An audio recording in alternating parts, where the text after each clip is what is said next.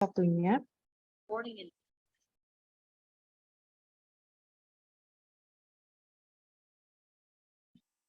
Sebenarnya perkenalkan, di sini nama saya Galuh Indah Sehatadini yang akan selaku moderator untuk acara workshop Ilmu Perpustakaan dan Informasi Islam. Di sini izinkan saya untuk share screen materi dari dari Mas Diki sebelum saya sebelum saya membacakan sedikit profil tentang beliau. Suara saya aman ya?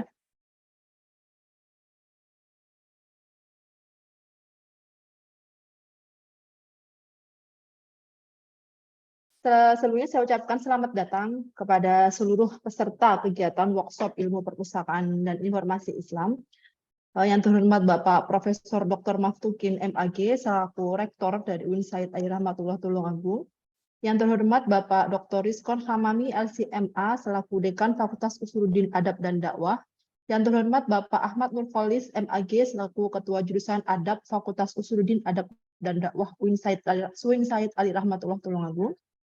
Yang terhormat Ibu Darisi Syafa'ah MAG selaku Koordinator Program Studi Ilmu Perpustakaan dan Informasi Islam Fakultas Usuluddin Adab dan Dakwah Universitas Islam Negeri 1 Tulungagung.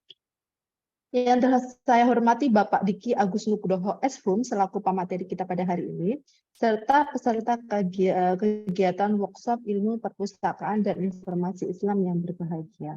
Baik, pada siang hari ini, alhamdulillah kita diberikan kesempatan untuk berjumpa di ruang Zoom meeting ini dengan keadaan sehat walafiat tanpa kurang suatu apapun. Ini Mas Diki atau Bapak Diki atau yang biasa kita sapa, biar akrabnya ya, kita sapa Mas Diki sudah hadir di sini ya. Bisa untuk saya spotlight beliaunya agar bisa nampak. Sudah, Ibu Galuh. Di mana?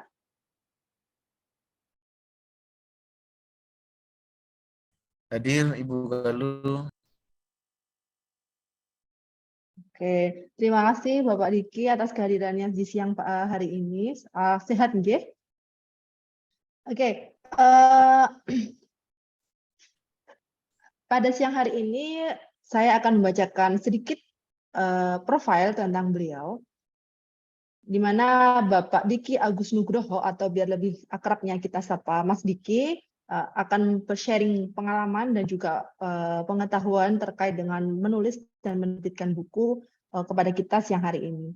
Nah, beliau ini kelahiran Sukoharjo 5 Agustus 1991, ya, yang saat ini merupakan Direktur Konsultan Perpustakaan Penerbit Pustaka Rumah Cinta.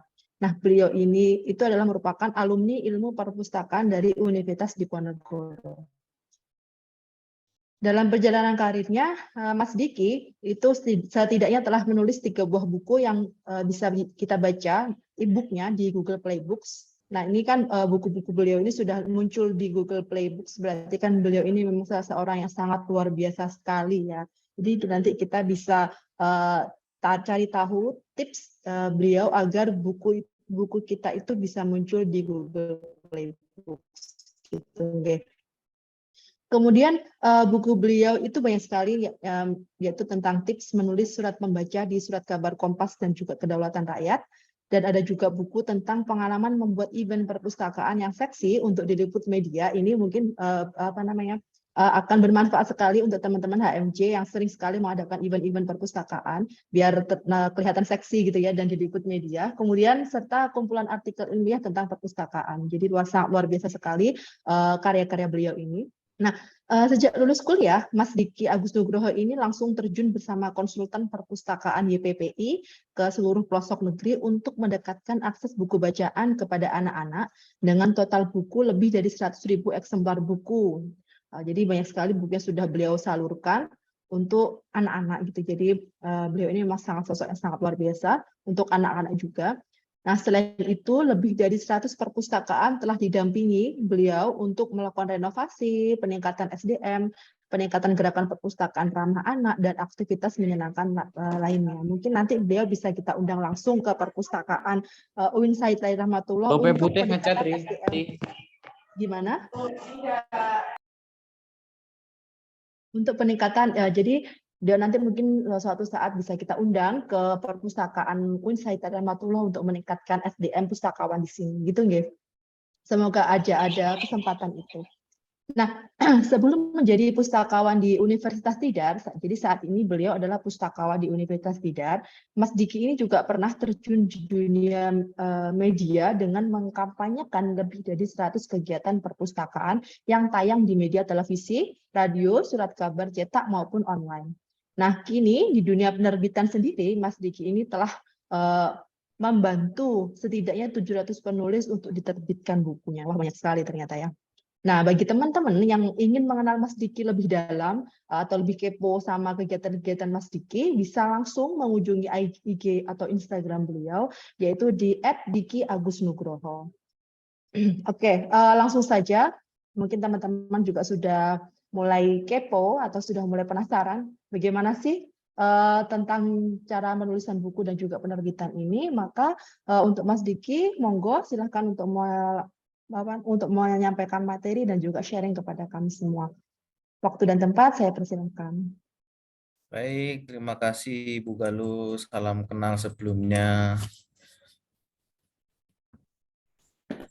Selamat siang semua.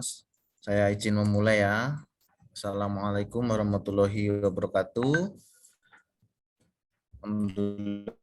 Tadi sedikit CV sudah dijelaskan sama Ibu Galuh. Siang hari ini saya akan sekadar bercerita ya, bagaimana saya dan teman-teman dari tim kami untuk bisa menjadikan diri kami sebagai pustakawan planner seperti itu. Tentu apa yang nanti kami sampaikan hanyalah sebongkah kecil di dunia librarian planner. Jadi alangkah lebih baik nanti teman-teman juga akan mendapat pandangan dari pakar-pakar lainnya ya. Sebelum saya mulai, saya izin untuk memberikan sebuah teori yang pernah disampaikan oleh Bapak Blasius Sudarsono.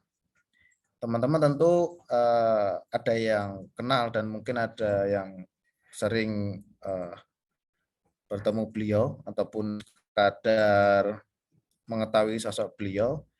Beliau dulu bisa dibilang adalah pustakawan dan pernah menjadi kepala PDII ya di LIPI, sekarang di Jakarta, dan mungkin nanti Bu Galuh atau Mas Fikri juga kenal juga ya, sehingga nanti bisa disampaikan ke teman-teman semua. Jadi teorinya sederhana begini. Teori ini akan bisa kita mengerti, kemudian kita pahami sehingga ketika nanti kita mau melakukan sesuatu, salah satunya adalah menjadi wirausaha ataupun bidang-bidang lainnya, tentu akan sangat mudah dan sangat aplikatif sekali. Teori itu adalah teori triangle yang terdiri dari 3 level. Walaupun ini berupa level urutan 1, 2, 3, namun sebenarnya ini adalah 3 poin, 3 titik yang saling berhubungan sehingga berbentuk segitiga. Nah, teori itu apa? Yang pertama adalah how to, dan yang kedua adalah why, dan yang ketiga adalah how to, tapi bukan how to kembali ke yang level pertama, tapi how to develop. Jadi 3 poin ini atau 3 level ini berupa sebuah kata pertanyaan.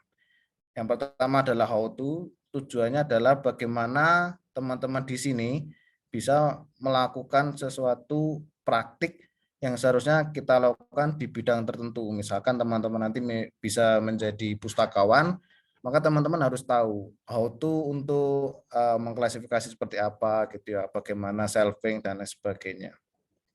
Kemudian teman-teman harus bisa mengupgrade untuk bisa naik ke level kedua yaitu why, yang artinya teman-teman bisa menjelaskan dan juga bisa memberikan alasan dan juga bisa berpendapat kenapa sesuatu harus seperti itu. Contohnya misalkan kenapa buku ini masuknya ke 370 ya, klasifikasi 370.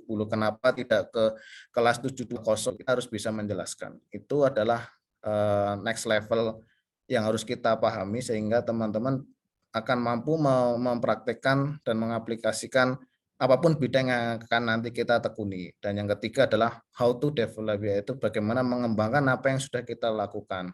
Dan bisa dikatakan teori yang terakhir ini, level ketiga ini adalah bagaimana dari yang semula kita mendapat teori di perkuliahan ataupun di berbagai media maupun webinar maupun pengalaman kita sehari-hari ataupun sebagainya bisa kita praktikkan saat kita nanti bekerja.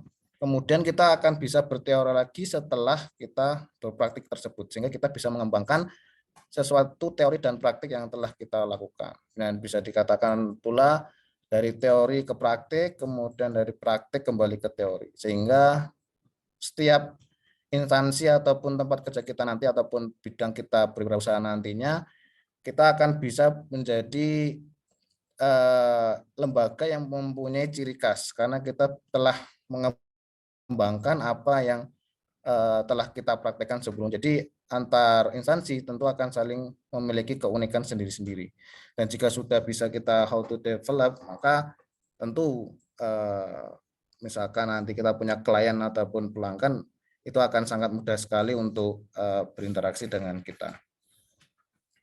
Nah, 3 hal tadi, how to, why, dan how to develop, harapannya nanti teman-teman bisa memahaminya dan di dalam materi ini teman-teman juga bisa bertanya-tanya apa yang nanti bisa saya praktekkan dari materi yang diberikan tadi, mengapa itu bisa terjadi dan bagaimana cara saya mengembangkannya. Nah, 3 pertanyaan itu minimal teman-teman harus tertanam dan bisa berimajinasi apa saja yang akan nanti saya tanyakan dari materi ini. Gitu ya. Itu pengantar dari saya. Baik, untuk moderator, mohon untuk slide kedua.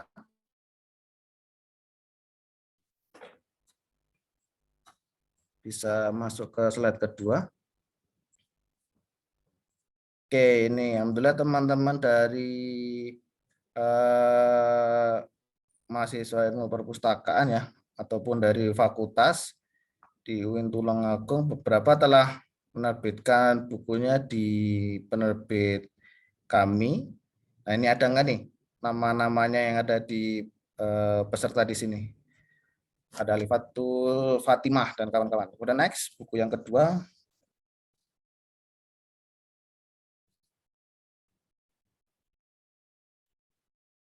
Alfiah Nur Aini dan kawan-kawan. Dan yang ketiga,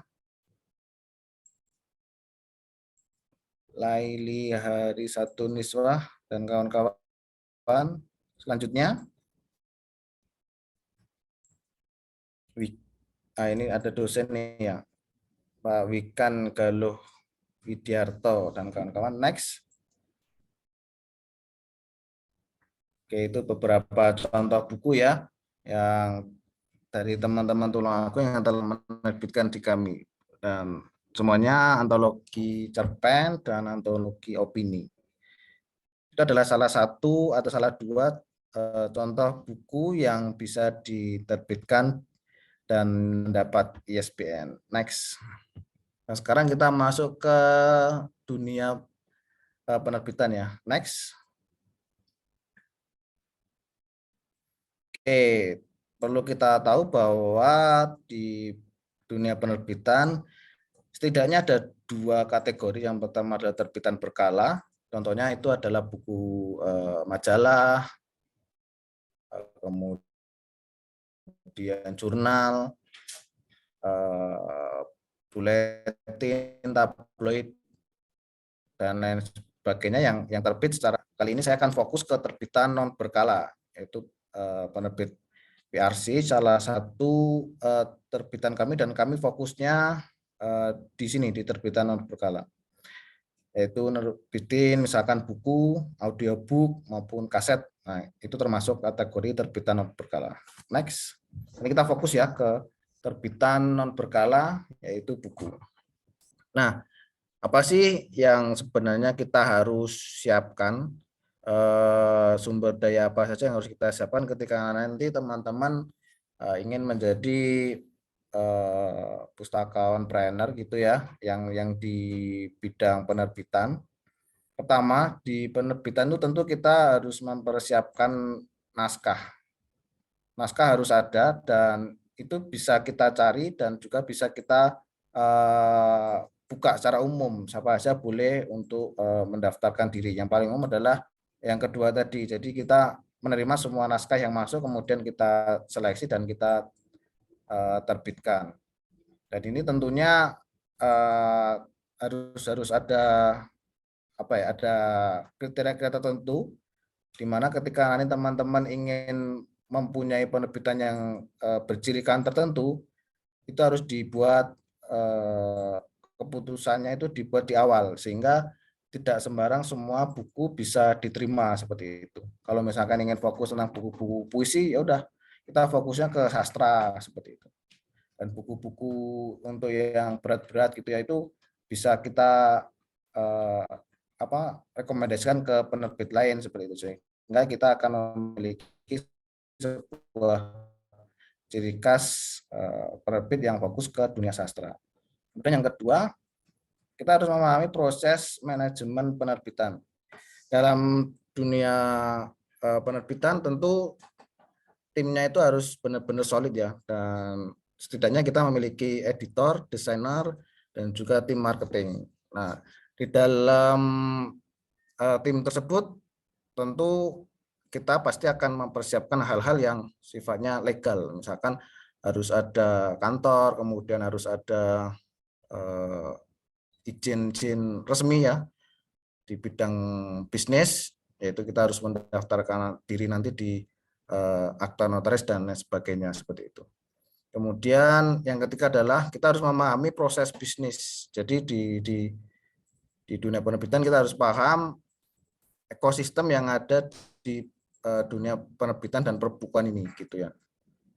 Dan bisa dibayangkan, pertama pasti kita membayangkan ada buku, kemudian itu kita terbitkan, kita jual, kemudian kita kembangkan si penulis tersebut sehingga akan berputar kembali lagi ke awal, yaitu si penulis bisa menciptakan buku lagi, kemudian dibeli lagi oleh pembeli dan mutar seperti itu terus. Jadi ekosistem tersebut harus bisa kita pahami. Kemudian yang keempat adalah proses cetak. Nah, di sini nanti kita harus paham gimana sih proses cetak di penerbitan itu sehingga bisa lebih efisien, efektif, dan lain sebagainya. Yang terakhir adalah proses distribusi. Nah, kemana kita harus menjualnya? Nah, itu akan kita pahami di materi siang hari ini. Next, ke slide selanjutnya. Pertama adalah ISBN. Tentu kita tahu ya ISBN itu apa gitu ya. Yang sering kita lihat di belakang buku maupun di dalam lembar hak cipta buku, itu ada nomor ISBN. Next, dan nomor ISBN ini dikeluarkan oleh Perpusnas ya, di mana Perpusnas sebagai perwakilan dari International ISBN Agency. Slide selanjutnya. ISBN itu ada 5 ruas. Nah, ini yang perlu kita tahu tuh. Ruas pertama itu adalah ruas yang saya masuk ya. Ruas yang mewakili sebuah barang berupa buku 978. Kemudian ruas kedua adalah nomor registrasi yaitu negara Indonesia. Dulu pernah berkode 979, kemudian jadi 602, sekarang 623. Dan nanti kalau nomornya habis nanti akan registrasi ulang lagi dan ruas kedua ini akan berubah lagi. Ruas ketiga adalah urutan pendaftaran penerbit. Jadi misalkan teman-teman nanti punya lembaga penerbit, nah ketiga adalah mewakili kode dari penerbit tersebut. Jika nanti nomornya sudah mencapai maksimal, perlu nanti diregister ulang ya sama Perpusnas sehingga akan ada nomor kedua untuk menerbitkan buku-buku selanjutnya gitu seterusnya. Karena tidak semua penerbit itu punya satu nomor saja. Karena nanti kalau sudah nyetaknya banyak pasti akan dapat nomor baru lagi seperti itu. Kemudian ruas keempat ini adalah nomor urut judulnya. Jadi nanti ada urut judul ke berapa gitu, ke nomor puluh berapa, ratusan berapa gitu. Dan yang ruas terakhir adalah nomor angka otomatis ya, yang akan muncul sendiri ketika kita membuat barcode. Jadi ini hanya untuk cek digital aja, apakah nomor-nomor di depan itu apakah benar atau tidak gitu. Jadi 4 ruas di depan itu apakah benar atau tidak. Itu bisa nanti akan muncul di ruas kelima. Nah, nomor ISBN ini unik sehingga nanti kalau ada pembelian di dalam negeri maupun luar negeri akan mudah sekali untuk melacaknya ya, seperti itu ya. Jadi fungsinya ISBN supaya kita lebih tepat sasaran ketika nanti kita membeli buku tersebut. Next. Itu pengenalan untuk ISBN. Nah, apa saja yang bisa diberikan ISBN? Buku cetak, terbitan braille, peta, terbitan elektronik yaitu e-book, maupun buku audio dalam bentuk CD, VCD, dan kaset. Nah, ada juga microfiche dan microfilm. Ini bisa diberi ISBN yang daftarnya juga di Perpusnas. Dan teman-teman bisa cek sendiri ya di websitenya isbn.perpusnas.go.id. Next, slide selanjutnya. ISBN. Nah, tentu salah satu contohnya adalah buku cetak ya. Kita nanti mau fokus ke buku cetak. Dan ketika kita minta ISBN itu tentu ISBN itu digunakan untuk terbitan yang bakal disebarluaskan ya, yang dicetak dan dijual untuk kalangan umum. Dan nanti kalau misalkan hanya untuk kalangan pribadi gitu, hanya untuk lingkungan kelas ataupun lingkungan kampus, nah itu perlu digubah sehingga bisa dan layak untuk kalangan umum. Contoh buku cetak adalah buku umum, buku ajar, buku monograf, novel, komik, cerpen, dan lain sebagainya. Next.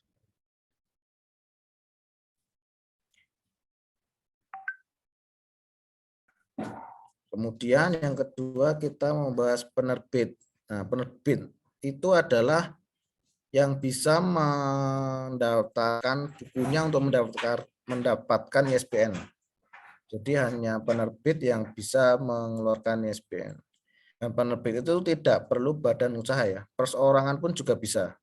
Tetap caranya harus kita mendaftarkan diri dulu secara legal di akte notaris dan nanti bisa dipilih untuk yang perusahaan perorangan. Jadi hanya satu orang saja bisa. Nah, nanti kalau untuk CV itu badan usaha itu minimal 2 orang struktur organisasinya supaya bisa mendaftarkan berstatus CV. Nah, contoh penerbit itu ada penerbit swasta, tadi ada perusahaan perseorangan ataupun CV, kemudian ada produsen karya rekam, kemudian yang ketiga instansi pemerintah, itu contohnya misalkan teman-teman nanti kerja di dinas pendidikan ataupun dinas perpustakaan kabupaten ataupun kota, nah itu dinas tersebut bisa menjadi penerbit. Nah, kalau misalkan nanti teman-teman kerja di sekolah itu juga bisa, tapi bukan di sekolahnya yang menjadi penerbit, tapi di dinas pendidikannya yang bisa jadi penerbit. Sehingga bisa menerbitkan buku-buku melalui dinas, dan dinas akan diberikan akun oleh tim ISBN Perpusnas. Kemudian yang keempat adalah perguruan tinggi, jelas. Yang kelima adalah badan hukum. Badan hukum itu misalkan ya PT ataupun lembaga-lembaga yang terdaftar legal ya di Kementerian Hukum dan HAM. Kemudian next.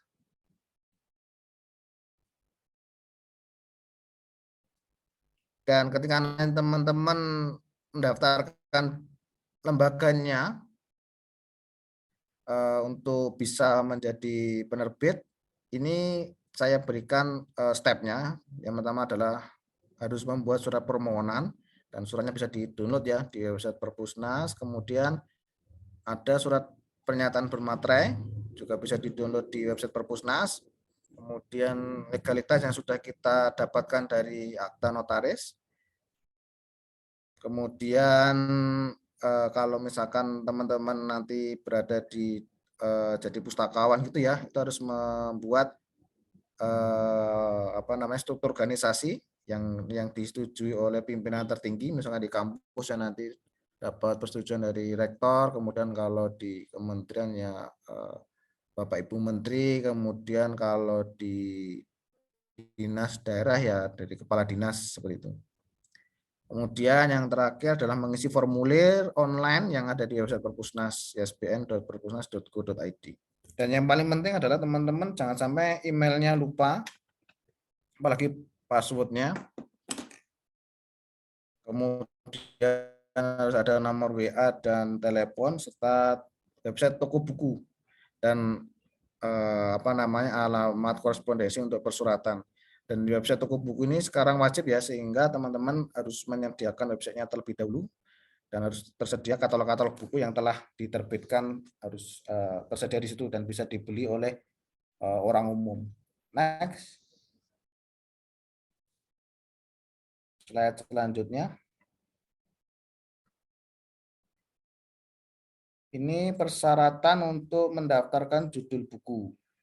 Nah, setelah kita nanti di accept ya, disetujui bahwa kita boleh menjadi penerbit, barulah kita bisa mendaftarkan buku kita untuk mendapatkan ISBN. Nah, persyaratannya sebagai berikut. Yang pertama adalah tentu ada surat permohonan yang memuat judul, pengarang, dan ada linknya. Nanti ada linknya, link buku itu telah ditaruh di katalog kita, di website kita.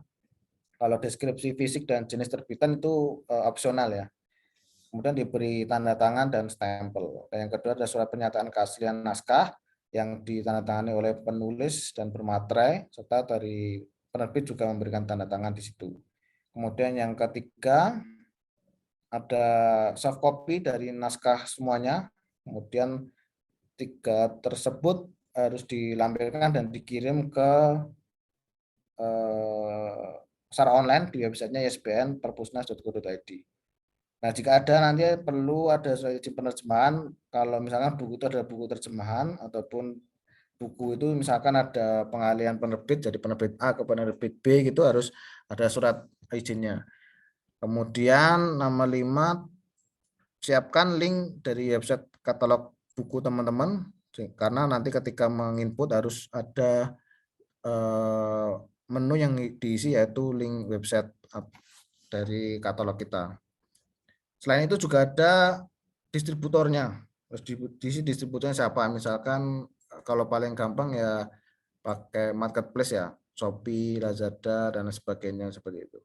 Kemudian yang terakhir, jika sudah tayang nomor SBN-nya wajib menyerahkan serah simpan karya cetak ya, sesuai undang-undang yang telah berlaku, yaitu 2 eksemplar ke Perpustakaan Nasional dan 1 eksemplar ke Perpustakaan Provinsi. Next, slide selanjutnya.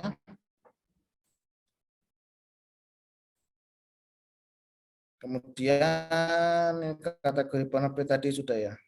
Swasta itu seperti CV, UD, Firmal, ada PT, yayasan, koperasi, himpunan atau asosiasi gitu ya. Misalkan teman-teman nanti sudah kerja di pustakawan sekolah, di situ ada asosiasi tenaga perpustakaan sekolah ATPUSI, yang itu juga bisa membuat penerbitan itu. Kalau yang satunya lagi itu ICPI itu juga sudah punya penerbitan. Itu bisa mendaftarkan diri untuk jadi penerbit. Yang ketiga lembaga pemerintah dan perguruan tinggi, jelas ya tadi ya. Nah, ketika teman-teman mau memulai untuk mendirikan sebuah penerbitan, di mana kita harus melegalkan, yang perlu kita siapkan adalah alamat domisili kantor kita. Dan itu nggak perlu kantor ya, misalkan rumah juga bisa, rumah orang tua atau siapa gitu, yang jelas ketika ada kunjungan, di situ ada aktivitas kita bekerja. Yang perlu disampaikan adalah KTP, peta sederhana untuk menuju dari jalan utama menuju kantor kita, kemudian ada surat keterangan dari RT atau RW, kemudian disusul dengan surat keterangan dari kelurahan. Nah, itu dibawa ke akta notaris untuk dibantu didaftarkan ke Kemenkumham. Dan biayanya beda-beda ya antar daerah, antar notaris juga beda-beda tergantung mereka menarifnya. Kalau di Magelang itu antara 500.000 sampai 3 juta. Kemudian untuk kantor pajak, di sini kita harus mendaftarkan NPWP perusahaan dan NPWP anggotanya, anggota yang sudah menjadi struktur organisasi di perusahaan kita. Kalau tadi badan perorangan ya 1 orang, kemudian kalau CV ya 2 orang tersebut harus punya NPWP. Slide selanjutnya. Oke, setelah selesai kita punya legalitas dan juga sudah mendaftarkan diri di Perpusnas, tentu kita harus punya tim yang solid ya dan survive. Kenapa? Karena dunia penerbitan ini apalagi setelah pasca pandemi cukup turun ya apa namanya intensitas penjualannya. Kemudian tentu harus punya website dan katalog online yang tadi sudah saya jelaskan. Yang ketiga membangun komunitas penulis dan yang keempat adalah membangun komunitas marketing. Dan teman-teman kalau misalkan apa namanya pernah berorganisasi ya di dunia kampus, misalnya di himpunan ataupun di BEM ataupun di senat seperti itu, tentu akan punya pengalaman bagaimana menjalankan roda organisasinya. Dan di sini teman-teman ketika nanti mendirikan sebuah penerbitan tentu juga akan mengalami hal yang sama, yaitu bagaimana perusahaan ini bisa berjalan, aktivitas kesehariannya bisa berjalan, kemudian juga bisa mencapai target serta bisa menyejahterakan timnya seperti itu. Dan kalau kita biasanya membuat sesuatu ya, misalkan kita mau menulis sebuah tugas kuliah ataupun mengerjakan suatu project gitu, biasanya kita akan paling mudah pakai teori AATM ya, amati, tiru, modifikasi. Tapi kalau menurut pengalaman saya, dan saya mengutip dari Dr. Indra Wanugroho, ketika kita punya tim, kemudian kita mau memiliki sebuah sistem cara kerja, sistem laporan, sistem evaluasi, maupun sistem SDM dan lain sebagainya, bagaimana kita menghasilkan sebuah produk, bagaimana kita menjualnya, bagaimana kita, pokoknya kalau bahasanya kita itu sembarang kalir lah.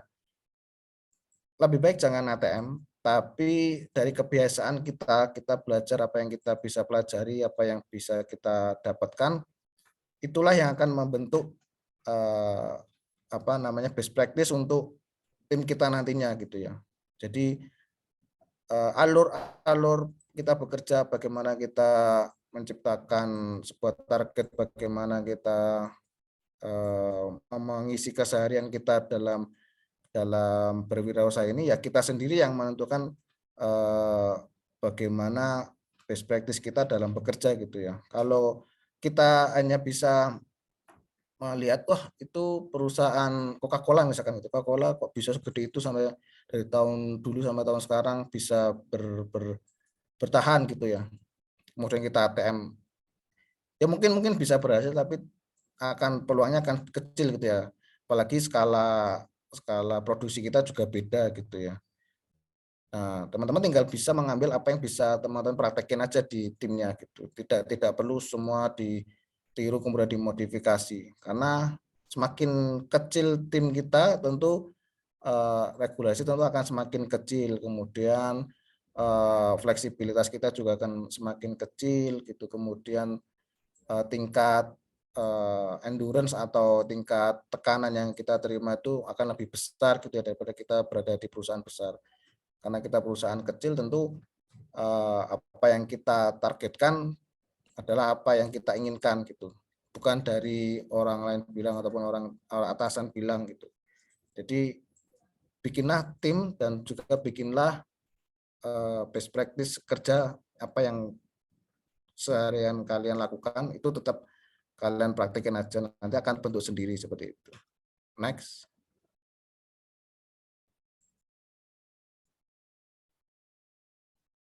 Oke, nah ketika nanti teman-teman mulai ataupun sebelum mendirikan penerbitan ingin seperti apa, saya coba pakai teorinya dari penulis Fatwa Depi ya,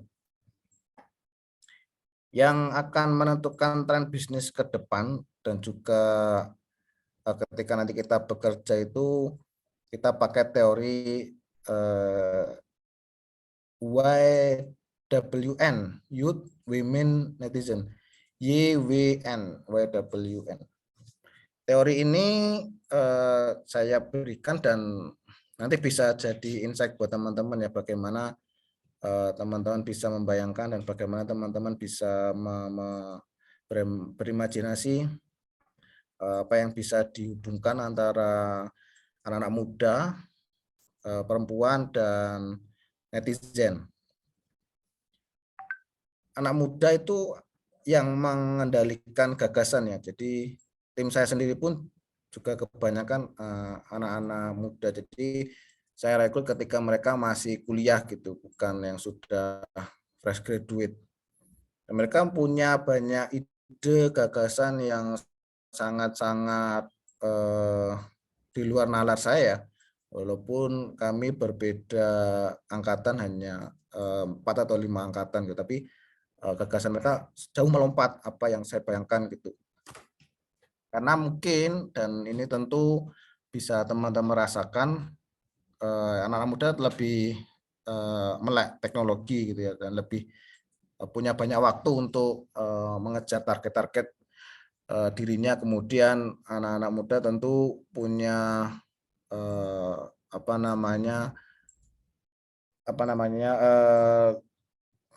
belum punya beban untuk keluarganya, dan tentu mereka akan punya ambisi untuk masa depannya. Dan ini sehingga kalau misalkan teman-teman mau nanya, contohnya kita mau punya perusahaan penerbitan yang seperti apa gitu ya. Nah, kita bisa ngecek di teman-teman kita ataupun adik-adik tingkat kita gitu. Itu akan banyak ide-ide yang bisa kalian gunakan daripada kita bisa tanya ke kakak tingkat ataupun orang yang lebih senior gitu ya. Ya walaupun senior tetap akan memberikan pandangan dari sudut pandang beliau gitu. Tapi ketika kita mau misalkan mau menentukan buku besok, mau nulis tentang apa ya. Nah, teori ini juga bisa dipakai gitu ya. Ketika kita mau mendirikan sebuah perusahaan ataupun ketika kita mau menulis sesuatu gitu ya. Ataupun teman-teman mau buat produk. Nah, salah satunya bisa menyasar anak-anak muda. Misalkan mau buat buku, apa ya, buku yang disukai oleh anak-anak muda itu apa ya. Nah, itu akan lebih banyak laku ketimbang kita menyasar buku-buku yang untuk orang umum ataupun untuk orang-orang tua gitu. Itu akan lebih sulit untuk kita menembus pangsa pasar itu gitu. Dan juga tadi ketika mau kita merekrut, alangkah lebih baiknya juga akan lebih enak kalau kita merekrut untuk tim yang terdiri dari anak-anak muda. Kemudian yang kedua adalah saya coba lompat ke women, perempuan.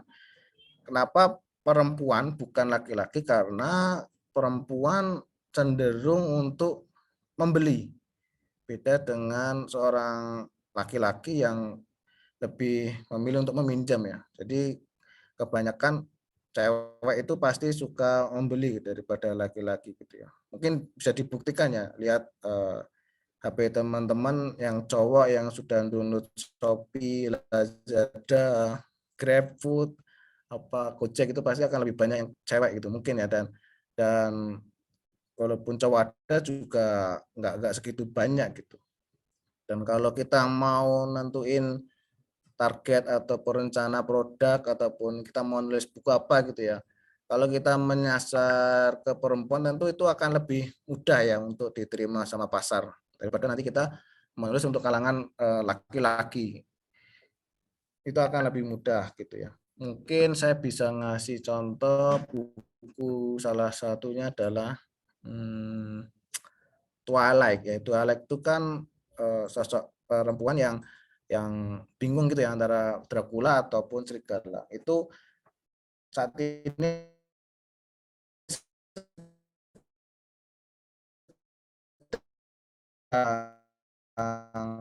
jadi contoh, karena buku Twilight itu mengontoh ketika kita menulis sebuah buku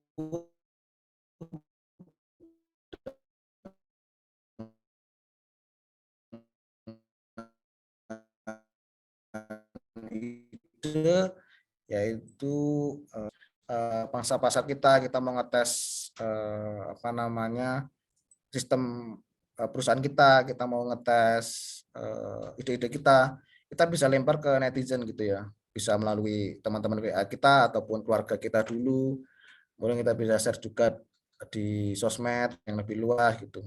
Tanggapan-tanggapan netizen itu tentu akan membantu kita untuk mengarahkan mau ke arah mana nih kita nih, seperti itu. Nah, teori youth women netizen ini tentu bisa diaplikasikan di semua bidang yang nanti kita akan geluti seperti itu. Next.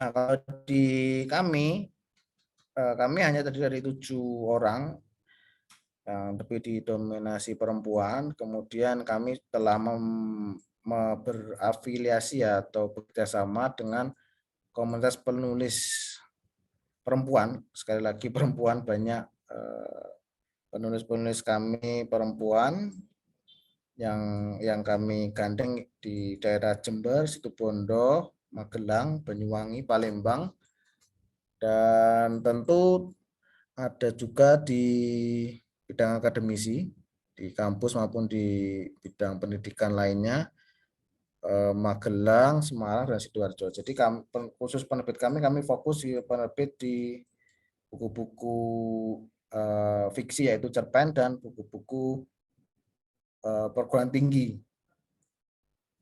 Dan teman-teman ketika membentuk sebuah penelitian bisa fokusnya bisa ditentukan dari awal. Kalaupun tidak bisa ditentukan ketika teman-teman jalan dulu, nanti ketika nanti sudah menemukan beberapa penulis, nah nanti bisa dipandu secara nggak langsung ya oleh si penulis, karena penulis tersebut pasti akan memulai untuk mengajak teman-teman ikut menerbitkan di penerbit A misalkan gitu. Nah itu bisa juga jadi kita yang ngikutin apa namanya segmennya penulis, itu juga bisa. Kemudian yang keempat adalah kami tidak punya tim marketing ya. Tim marketing kami fokus untuk bekerja sama dengan penyedia edisi handbook, Google Playbooks, dan beberapa perguruan tinggi. Tujuannya adalah kami fokus ke produksi terlebih dahulu. Jadi sejak 2019 kami berdiri, kami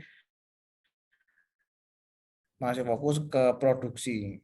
Ketika kami harus memecah tim untuk marketing, tentu kami punya opsi yang lebih baik, yaitu kami masuk ke penjualan e-book ketimbang buku cetak. Kenapa kalau saya mau ngejar penerbitan buku cetak? Saya seperti masuk ke danau yang luas, di situ banyak ikan-ikan besar ya, yang lebih besar dan juga lebih lama dibanding penerbit kami, sehingga kami lebih fokus ke penerbit di kolam yang kecil, yang masih kecil, tapi ikannya masih kecil-kecil semua, yaitu di dunia penerbitan e-book. Sehingga kami menjual produk-produk kami pun bekerjasama dengan platform yang fokus ke e-book, yaitu Aksaramaya, di Kubuku, Edisi, Handbook, dan lain sebagainya. Walaupun mereka juga sudah lebih dulu ya untuk marketing di buku cetak, namun mereka saat ini coba untuk fokus ke e-book, sehingga kami tertarik untuk kerjasama dengan mereka. Di bidang penjualan e-book ini, sependek pengetahuan kami cukup berpotensi ya, karena ada 3.000 perpustakaan digital yang siap membeli buku-buku versi e-book, dan ini perputarannya sudah per tahun itu bisa lebih dari 20 miliar, dan itu akan terus meningkat walaupun di pasca pandemi angka itu tidak menurun gitu ya. Kemudian tentu tadi saya juga bilang pasti akan meningkat dan akan menyentuh di angka yang lebih besar lagi, karena data dari IKP itu tahun 2014 saja untuk penjualan buku aja itu bisa lebih dari 8 triliun, dan itu 2014 ya, belum 2019 yang laporannya belum diupdate, sehingga angka tersebut akan semakin besar lagi. Apalagi di perpustakaan di Indonesia itu berjumlah 164.000 perpustakaan yang terdata oleh Perpusnas. Itu yang baru terdata ya. Dibanding dengan jumlah 3.000 perpustakaan digital tadi, berarti hanya 2%, perpustakaan di Indonesia yang siap memiliki perpustakaan digital, dan berarti masih ada 98 perpustakaan digital, dan itu tentu menjadi peluang kolam kecil tadi yang bisa berpotensi untuk menjadi danau yang luas juga. Sehingga bagi teman-teman yang mau masuk ke dunia penerbitan ini sangat masih terbuka lebar, dan teman-teman juga masih muda sehingga bisa banyak belajar untuk berbisnis di dunia penerbitan ini. Next. Ke slide selanjutnya. Oke, nah kalau teman-teman menjadi self publishing, yaitu teman-teman tidak perlu bekerja sama dengan penerbit ya. Teman-teman juga bisa layout sendiri bukunya gitu ya. Ini yang kami praktekin, yang kami coba untuk mencetak buku yang efektif dan efisien. Buku ini beberapa ukuran yang kami coba rekomendasikan, adalah yang nomor 3, yaitu berukuran UNESCO 15,5 kali 23 cm. Dengan margin 2 cm kanan kiri bawah atas. Ukuran ini adalah yang paling efisien, sehingga nilai produksinya nanti, biaya produksinya akan bisa ditekan, daripada nanti kita mau cetak yang ukuran A4 ataupun lebih kecil seperti novel gitu ya. 1420 itu ukuran novel, tapi dia akan lebih tebal lagi. Untuk biaya produksinya tentu akan lebih mahal. Dan nanti kalau teman-teman bisa jadi self publishing, bisa itu layout sendiri ukurannya seperti ini, kemudian bisa mencetaknya di cetakan, dan itu bisa teman-teman jual sendiri gitu ya. Apalagi saat ini ada tren baru QR ISBN gitu ya. Jadi ada perusahaan swasta yang mencoba untuk membuat ISBN tapi formatnya QR. Walaupun itu belum diakui oleh secara internasional, tapi bisa dicoba, dan teman-teman nanti juga bisa menjual sendiri buku itu dengan QR ISBN itu ya. Next. Slide selanjutnya. Nah, gimana kalau mau buat cover? Banyak, dan mungkin teman-teman lebih ahli ya daripada saya. Ya, platform yang bisa menyediakan membuat cover. Yang sering kita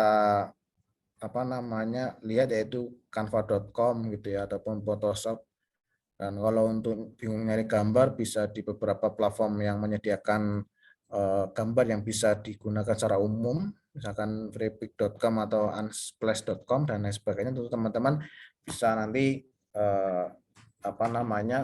saling berbagi ke teman-teman lainnya apa saja website yang bisa menekan foto-foto yang bisa kita gunakan publishing. Next.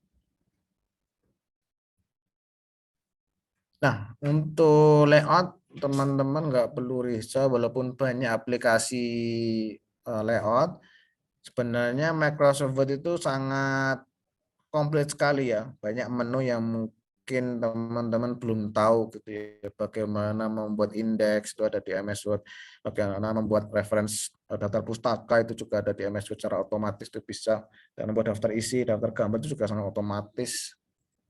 Untuk batas kanan kiri juga bisa diatur di situ banyak menu yang secara otomatis gitu ya.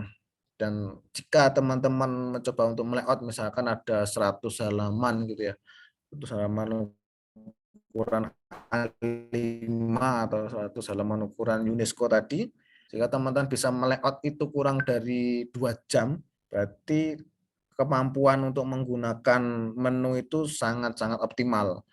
Jika teman-teman layoutnya lebih dari 2 jam, berarti harus banyak menu ya yang perlu dipelajari apa saja yang tersedia di MS Word itu. Next. Nah ini tim setidaknya ada editor, layout tadi untuk desainer, kemudian dari proofreading. Jika teman-teman mendirikan sebuah penerbitan, kami mencoba untuk bekerjasama dengan komunitas penulis tadi, di mana komunitas penulis itu telah menyediakan editor, sehingga akan sedikit memangkas tahap percetakan atau penerbitan sebuah buku. Sehingga ketika masuk ke penerbit, buku-buku itu tinggal kami layout dan proofreading aja. Jadi tim desainer tinggal melayout, kemudian ada tim proofreading yaitu mengecek apakah buku itu layak atau tidak untuk diterima oleh semua kalangan seperti itu atau buku umum. Dan nanti kalau misalkan menggunakan konsep ini, tentu tinggal buah penerbitannya yang nanti bisa berkomunikasi langsung dengan komunitas, kemudian bisa komunikasi dengan eksternal ya untuk marketing tadi. Kemudian yang kedua ada seorang yang bisa layout, desain. Kemudian yang ketiga yang bisa memahami struktur bahasa maupun memahami tren di pasar. Next, selanjutnya.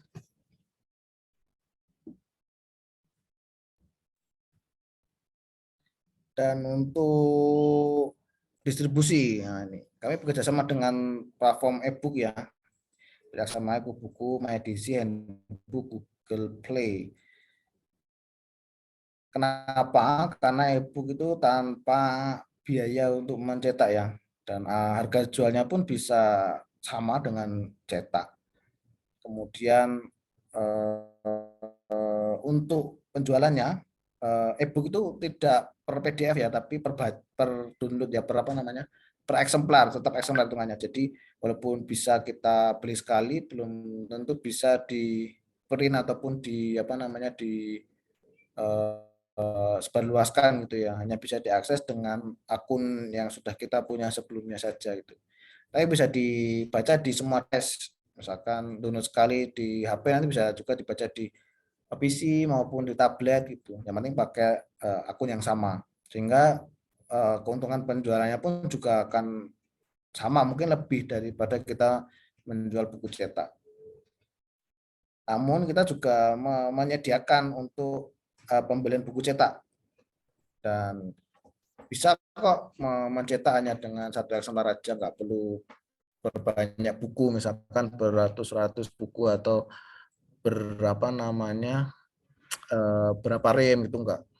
Banyak pencetakan yang menyediakan cetak print on demand untuk satu eksemplar aja itu bisa. Next.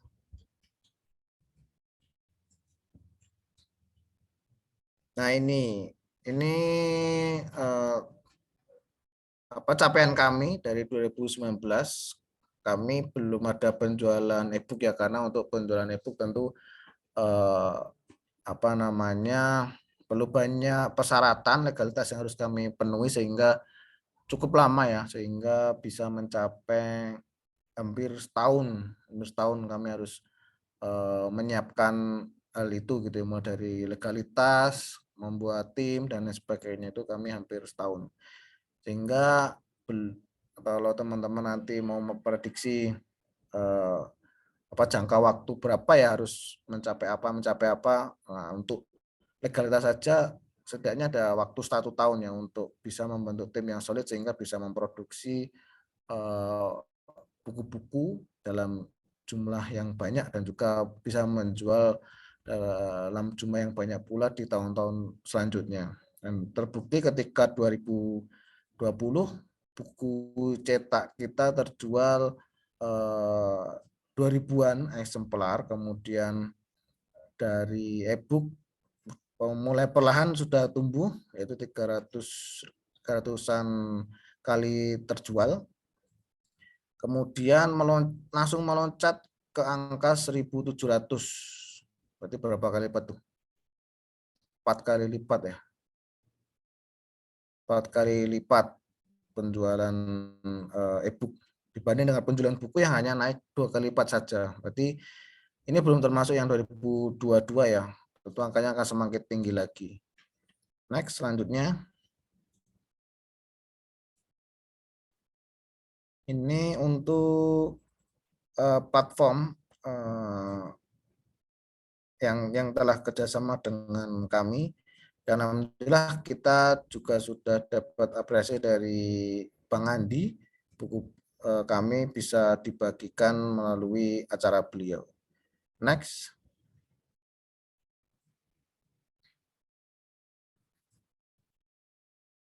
Nah, ini beberapa contoh.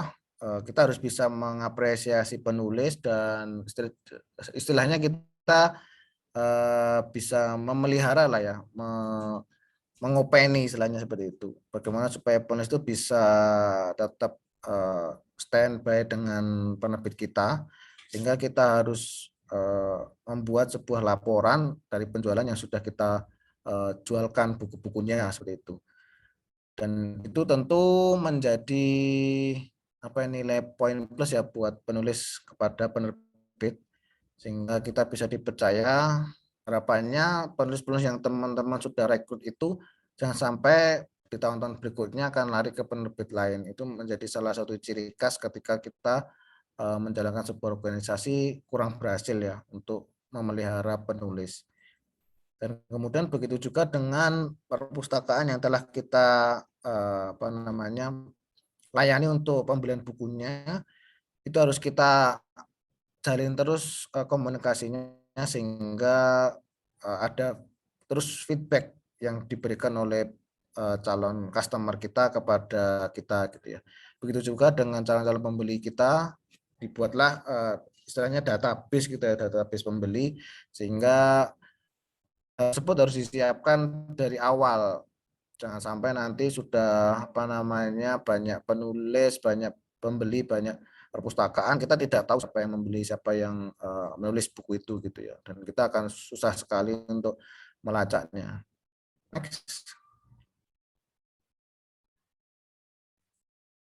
Oke, sekarang kita masuk ke tahap akhir ya. Jadi ketika kita mau menjadi pustakaan wirausaha di bidang penerbitan, tentu akan banyak muncul pertanyaan dari teman-teman. Apa urgensi kita menjadi wirausaha padahal kita pustakawan gitu ya. Itu akan muncul pertanyaan-pertanyaan itu. Dan itu akan men-trigger teman-teman supaya memotivasi teman-teman supaya mau berkecimpung ya, menjadi pustakaan wirausaha. Tapi tidak harus tentang penerbitan ya, bisa bidang lainnya. Contoh paling gampang ketika nanti teman-teman mendaftarkan diri ya, untuk melegalkan diri. Setelah teman-teman daftarkan diri di akta notaris, teman-teman tentu akan diminta untuk menentukan klasifikasi bidang usaha teman-teman. Nah, ketika kita disodorkan websitenya bernama oss.go.id, sekali lagi OSS. Di situ teman-teman akan kesulitan untuk memilih bidang usaha konsultan perpustakaan, karena negara pun kayaknya belum mengakui ada konsultan perpustakaan. Jadi bidang perpustakaan belum diakui sama negara. Sampai-sampai tidak ada di klasifikasi di kitab sucinya dinas perdagangan itu, konsultan perpustakaan itu memiliki klasifikasi atau kode berapa. Nah, ini tentu menjadi PR di bidang perpustakaan, mulai dari akademisi, mahasiswa, dosen, kemudian dari asosiasi ya IPI, kemudian dari masyarakat umum, untuk bisa mengedukasi sekaligus mengadvokasi. Kenapa kok nggak ada bidang usaha perpustakaan di klasifikasi ketika kami mendaftarkan diri secara legal di akta notaris. Dan situ akan terbukti ketika teman-teman setelah dari aktor notaris akan meminta kode itu di PMPTSP ya, dinas yang bagian pengurusan izin. Di situ akan kesulitan sekali untuk menentukan itu gitu. Nah, itu makanya banyak pertanyaan-pertanyaan apa urgensinya gitu. Kemudian nanti akan ada pertanyaan dari teman-teman ya. Saya harap nanti teman-teman bisa menanyakan kenapa gitu ya, mengapa gitu. Di bidang kita tentu pertanyaan itu sangat relate. Ketika saya mendapatkan mata kuliah ini, kemudian saya membayangkan dan kemudian saya cari di Google, ternyata ada jurusan atau program studi penerbitan. Dan sayangnya hanya ada 2 di Indonesia, itu hanya 2 kampus yang membuka jurusan penerbitan. Jauh kalah jumlahnya ketimbang perpustakaan ya. Kita memiliki hampir 40-60 kampus yang membuka program studi ini. Padahal program studi kita merupakan bidang yang baru gitu ya. Kenapa kok penerbitan masih hanya ada 2 program studi di Indonesia gitu. Nah, ini tentu akan menjadi pertanyaan-pertanyaan bagi saya ketika mendapatkan materi kuliah itu. Ternyata bidang penerbitan itu sangat beririsan dengan bidang kita, perpustakaan, karena kita harus mengabdikan maupun mendokumentasikan pengetahuan-pengetahuan lokal yang ada di daerah-daerah. Salah satunya adalah dengan mendaftarkan ISBN tersebut, yaitu mendokumentasikan dalam bentuk atau format buku. Kenapa? Karena ketika kita mendokumentasikan hal-hal lokal, ya, teman-teman yang tadi bisa lihat beberapa contoh buku di atas, dengan begitu buku-buku kita akan tersimpan dan akan terdokumentasikan di perpustakaan nasional seumur hidup. Jadi kalau misalkan nanti ada klaim tertentu, kita bisa menang ya. Kenapa budaya kita bisa diambil negara lain gitu ya. Kita bisa lebih dahulu mendokumentasikannya. Kemudian ada hal beririsan lain tentang bidang perpustakaan, misalkan saat ini pengetahuan-pengetahuan lokal itu banyak dicari ya, sehingga sebelum mereka hilang, sebelum pengetahuan lokal itu hilang, kita telah mendokumentasikannya ke dalam buku, sehingga kita bisa, anak cucu kita nanti itu bisa mempelajari lagi, oh dulu ternyata ada budaya ini gitu, bisa dihidupkan lagi seperti itu. Karena mau bagaimanapun kearifan lokal itu akan lebih laku ke depannya, apalagi buat peneliti maupun penulis asing itu akan sangat seksi sekali ya untuk dilihat bagaimana peradaban Indonesia bisa seperti ini. Itu akan mereka lihat dari pengetahuan-pengetahuan lokal yang ada di daerah-daerah gitu. Jadi ketika saya memulai untuk berusaha berwirausaha di bidang penerbitan, yang saya cari tidak jauh-jauh amat gitu ya. Itu teman-teman Magelang, kemudian nulis cerita di Magelang, kemudian kalau di pustakawan, karena saya juga pustakawan, jadi saya mengajak pustakawan untuk menulis best practice kesehariannya aja, karena itu juga termasuk pengetahuan lokal gitu ya. Misalkan bagaimana menciptakan perpustakaan yang nyaman, bagaimana pengalaman menulis gitu. Itu hal-hal kecil yang sebenarnya harus menjadi bagian dari kita di bidang perpustakaan untuk mendokumentasikannya. Dan banyak alasan kenapa kita harus dan kenapa saya harus terjun di bidang penerbitan ini. Nanti harapannya ada dari teman-teman juga seperti itu ya. Next, teman-teman nanti bisa memberikan pertanyaan dan juga bisa memberikan pernyataan kenapa harus di bidang penerbitan. Nah, ketika nanti teman-teman mau beneran memulai, ada 4 hal simpel yang teman-teman harus yakini, kemudian lakukan gitu ya. Yang pertama adalah punya komitmen. Jadi harus ada komitmen dalam satu tim tersebut bahwa mereka beneran berjuang dan akan membangun penerbitan ini. Dan kemudian teman-teman harus punya sistem. Nah, sistemnya yang saya sampaikan tadi, tidak perlu ATM di penerbit manapun, lakukan apa yang teman-teman bisa lakukan, dan kesehariannya itu akan membentuk best practice teman-teman sendiri. Kemudian yang ketiga adalah people, yang artinya secara tidak sengaja maupun sengaja, ketika kita banyak berinteraksi di dalam internal kita maupun banyak orang, itu pasti akan mendekatkan kita kepada rezeki ya, karena paling gampang ketika kita saling mau berbisnis, bisnis yang paling gampang adalah yang berurusan dengan manusia, itu pasti akan lebih mudah.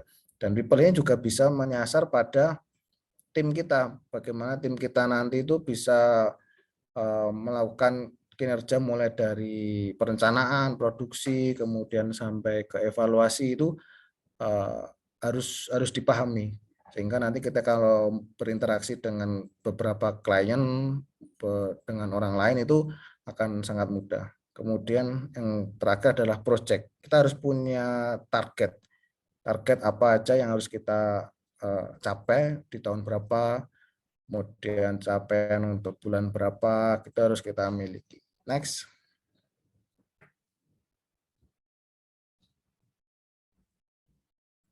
Nah, kita harus mengantisipasi 3 hal ini.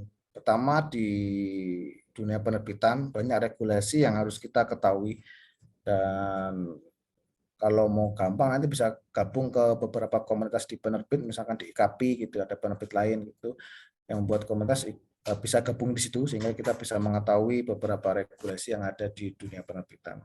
Next. Buat timeline dan ciptakan target. Nah, timeline ini. Banyak timeline yang bisa teman-teman buat sendiri. Timeline ini paling enak teman-teman buatnya itu jangan timeline harian dulu, tapi timeline tahunan. Misalkan teman-teman mau target bidang ini, lini usaha penerbitan ini mau selesai tahun berapa, misalkan bisa untuk anak cucu. Wah, alhamdulillah bisa untuk anak cucu. Berarti targetnya harus sekitar 50 tahun. Nah, 50 tahun itu dibuat timeline. Jadi per 10 tahun dibuat timeline mencapai apa. Nah, kemudian kalau misalkan nggak berani 50, ya bisa dimulai dari 10 atau 20 tahun gitu. Buat timelinenya. Kemudian baru turun ke tahunan. Di timeline tahunan. Kemudian kalau sudah, baru bikin timeline bulanan dan pekan dan mulai per hari. Jadi kalau mau bikin jadwal itu jangan dari kecil ke besar, tapi kita harus sudah tahu finishnya itu seperti apa. Jadi misalkan kita mau lomba lari ya, misalnya seperti itu. Kita sudah membayangkan nih larinya apa, nanti finishnya di mana, kemudian jarak tempuhnya berapa, berarti kecepatan kita harus berapa gitu.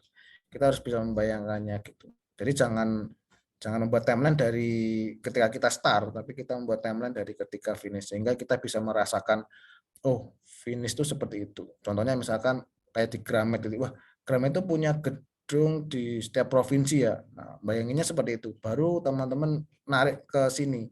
Oh berarti kalau mau bikin gedung dengan harga segitu harus mencapai ini gitu. Harus punya investasi sekian. Nah, sehingga target-target untuk setiap tahun tuh akan mudah membuatnya, dari mungkin angka yang besar kemudian menjadi angka kecil dari kecil terusnya sampai hari ini gitu, sampai nol, capaian nol kita hari ini gitu. Itu adalah salah satu contoh untuk membuat timeline. Kemudian yang terakhir adalah menciptakan target. Nah, target itu ada fungsinya untuk membuat kita tertrigger ya, untuk termotivasi untuk mencapai performa terbaik kita tiap hari. Ya, kamu sih misalnya 100 pembelian untuk bulan pertama gitu. Nah, itu kenapa harus ada target? Target itu adalah turunan dari timeline tadi yang kita buat ya. Jadi tentu ketika sudah buat timeline untuk mencapai cita-cita tersebut, target itu akan terikat. Jangan sampai ketika punya timeline tapi kita nggak punya target, yang nggak akan pernah mencapai cita-cita kita di timeline tersebut gitu ya. Dan harapannya teman-teman